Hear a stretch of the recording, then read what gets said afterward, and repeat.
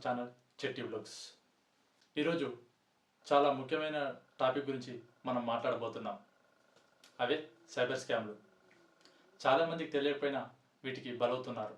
ఇది మన రోజువారీ జీవితాన్ని ప్రభావితం చేస్తున్నాయి. మరి ఈ స్కామ్లు ఎలా మొదలయ్యాయి, ఎన్ని రకాలు ఉన్నాయి, ఇప్పటి వరకు ఎన్ని కేసులు జరిగాయి అన్నది ఈ వీడియోలో చూద్దాం. అసలు సైబర్ స్కామ్ అంటే ఏమిటి? సాధారణంగా చెప్పాలంటే ఇంటర్నెట్, మొబైల్, సోషల్ మీడియా లేదా బ్యాంకింగ్ స్కామర్లు మన డబ్బు, బ్యాంకింగ్ వివరాలు, వ్యక్తిగత సమాచారం దొంగిలించడానికి పలు మార్గాలను అనుసరిస్తారు.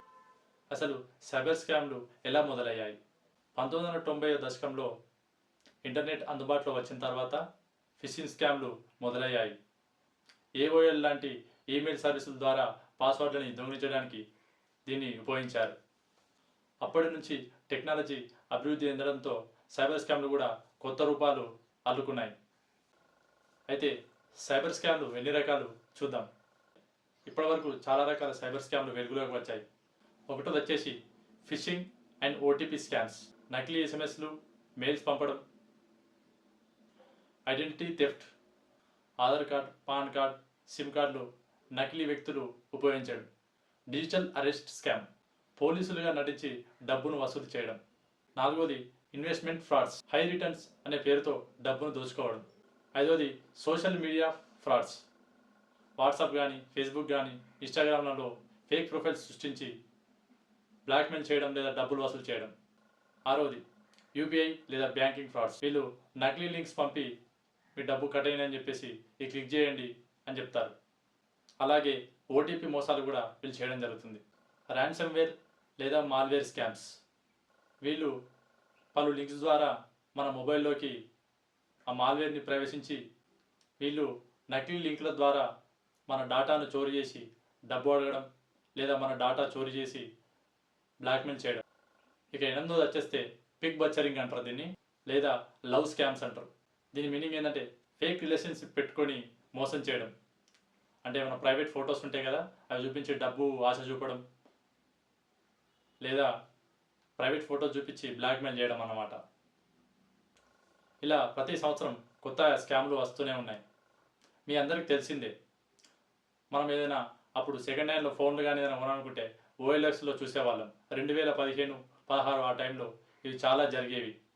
నేను నీకు మొబైల్ పంపిస్తున్నాను, ఇంత తక్కువలో నేను ఆర్మీ రిటైర్డ్ ఆఫీసర్ని అని చెప్పేసి 10,000 ఫోన్ కేవలం మీకు 4,000కే ఇస్తున్నాను, నాకు అర్జెంట్ ఉంది, ఫ్లైట్ మిస్ అయింది, ఇంకో ఫ్లైట్ టికెట్ బుక్ చేసుకోవాలని చెప్పేసి ఇలా చేసేవారు. అలా చేసిన తర్వాత మీకు కొరియర్లో చేస్తున్నాను, ఫస్ట్ ఒక 2,000 పంపండి, వచ్చిన తర్వాత 2,000 పంపండి అని చెప్తారు. అలాగే కొరియర్ చేశాను అని చెప్పేసి మనకి ఏదో ఫేక్ కొరియర్ ఫోటో పెడతాడనమాట. అప్పుడు మనం పంపిస్తాం, ఫోన్పే అనేది చేస్తాం. ఫోన్పే కూడా అప్పుడే కొత్తగా వచ్చింది కదా నోటు రద్దయిన సమయంలో. తర్వాత కొరియర్ ఆఫీసులో స్ట్రక్ అయిపోయింది, ఇంకో 2,000 పంపండి, ఇంకో 1,000 పంపండి, ఇలా పలు రకాలుగా 10,000 దాకా గుంజుతుండే అనమాట. ఇది చాలామంది జరిగినాయి, మా ఫ్రెండ్స్కి కూడా జరిగినాయి. అయితే ఇప్పటి వరకు మన భారతదేశంలో దాదాపు 1,00,000 కోట్ల వరకు నష్టం జరిగింది. భారతదేశంలో 2020 నుండి 2024 సంవత్సరం వరకు ప్రతి సంవత్సరం 50,000కు పైగా కేసులు నమోదయ్యాయి. ఇవన్నీ సైబర్ కేసులే. అందులో ఎక్కువగా 70% ఫైనాన్షియల్ ఫ్రాడ్సే. అంటే డబ్బు కారణంగా చాలామంది జనాలు కోట్లు లాస్ అయ్యారు. మరి ఈ సైబర్ స్కామ్ల నుంచి ఎలా జాగ్రత్త పడాలి? OTP లేదా బ్యాంక్ వివరాలు ఎవరితో మనం షేర్ చేసుకోకూడదు. ఫేక్ SMSలు మరియు మెయిల్స్ వచ్చినప్పుడు లింక్స్ క్లిక్ చేయకూడదు. ట్రస్టెడ్గా ఉన్నటువంటి యాప్స్ను మాత్రమే మనం యూజ్ చేయాలి. భారతదేశ గవర్నమెంట్ బ్లాక్ చేసినటువంటి యాప్స్ని యూజ్ చేయొద్దు. కొందరు ఎందుకంటే APK ఫైల్స్ డౌన్లోడ్ చేసుకుంటారు, అలా చేయొద్దు. ఎవరైనా కాల్ చేసి మిమ్మల్ని డబ్బు అడిగినప్పుడు 1930 సైబర్ క్రైమ్ పోర్టల్ని సంప్రదించండి. సో చూసారుగా ఫ్రెండ్స్, అందువల్ల మనం ఎప్పటికీ అలర్ట్గా ఉండాలి. ఈ వీడియో మీకు ఉపయోగపడినట్టయితే మీ ఫ్రెండ్స్కి షేర్ చేయండి. కంటెంట్ నచ్చితే లైక్ చేయండి.